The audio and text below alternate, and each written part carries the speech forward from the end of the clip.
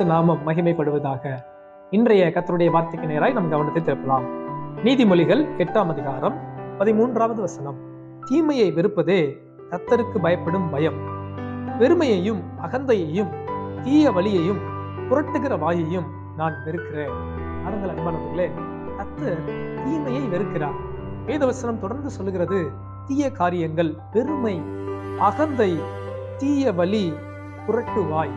அன்பானவர்களே, நம்முடைய வாழ்க்கையிலே தீமையான எந்த காரியங்களையும் கர்த்தர் வெறுக்கிறார். அதை நாம் வெறுப்போமானால் நாம் கர்த்தருக்கு பயந்து நடக்கிறோம் என்று அர்த்தம். இந்த நாள் சற்று நம்மை நாமே நிதானித்து பார்ப்போம். தீமையான வழிகள் என்னிடத்தில் உண்டா? தீமையான காரியங்கள் என்னிடத்தில் காணப்படுகிறதா என்று அதை வெறுத்து தள்ளுங்கள். அந்த தேவனுக்கு பயப்படுகிற பிள்ளைகள் உங்களை கர்த்தர் ஆசீர்வதிப்பார். ஜெபிப்போமா? உங்கள் ஆண்டவரே, வார்த்தையை கேட்கிற பிள்ளைகளுக்கு ஸ்தோத்திரம். தீமையை வெறுத்து நன்மையை கற்றுக்கொள்ள திருத்தார். இதனால் இருக்கிற முயற்சிகள், வேலைகள், தொழில்கள், படிப்புகள் எல்லாவற்றையும் ஆசீர்வதிப்பார்.